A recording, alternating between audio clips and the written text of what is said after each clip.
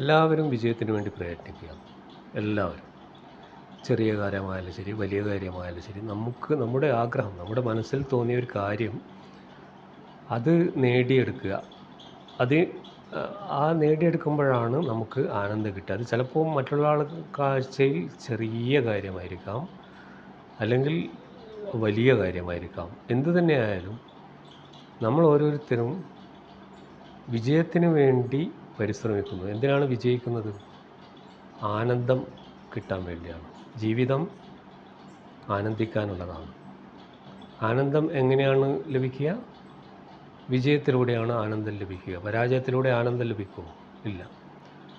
അപ്പോൾ എന്തിനാണ് വിജയിക്കുന്നത്? നമ്മളെ ആനന്ദിപ്പിക്കാനാണ്. അപ്പോൾ ഓരോ മനുഷ്യനും ജീവിക്കുന്നത് അവനവനെ ആനന്ദിപ്പിക്കാനാണ്.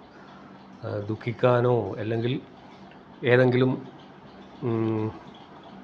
കാര്യം നടക്കാത്തത് കൊണ്ട് വിഷമിച്ച് അതോടെ ജീവിതം അവസാനിപ്പിക്കാനോ വേണ്ടിയല്ല. നിരന്തരമുള്ള പരിശ്രമത്തിലൂടെ തങ്ങളുടെ ആഗ്രഹം, തങ്ങളുടെ ഇഷ്ടങ്ങൾ നേടിയെടുക്കാൻ വേണ്ടി വിജയിക്കുക. അത് ധർമ്മമാർഗമായിരിക്കണം, ധർമ്മത്തിൻ്റെ പാതയിലൂടെ ആയിരിക്കണം.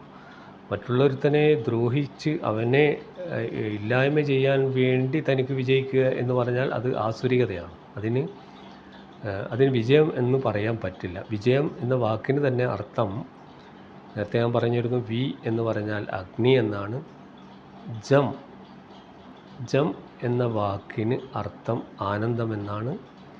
യ എന്ന വാക്കിന് അർത്ഥം പല അർത്ഥങ്ങളും ഉണ്ടെങ്കിലും ഒരർത്ഥം വായു എന്നാണ്. അപ്പോൾ ഇതൊക്കെ കൂട്ടി വായിച്ചാൽ നമുക്ക് ഗുരുവായൂരപ്പനിലേക്ക് എത്താൻ പറ്റും. ശ്രീകൃഷ്ണൻ എപ്പോഴെങ്കിലും ജീവിതത്തിൽ പരാജയപ്പെട്ടതായി അറിഞ്ഞിട്ടുണ്ടോ? ആയുധം എടുത്തപ്പോഴും ശ്രീകൃഷ്ണൻ ജയിക്കുകയാണ് ചെയ്തത്. ആയുധം എടുക്കാത്തപ്പോഴും ശ്രീകൃഷ്ണൻ വിജയിക്കുകയാണ് ചെയ്തത്.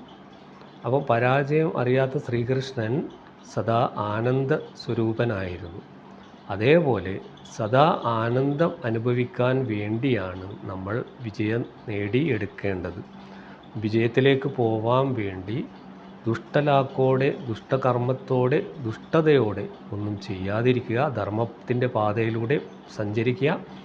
നമ്മുടെ ചെറിയ ചെറിയ ആഗ്രഹങ്ങളും വലിയ വലിയ ആഗ്രഹങ്ങളും നേടിയെടുക്കുക.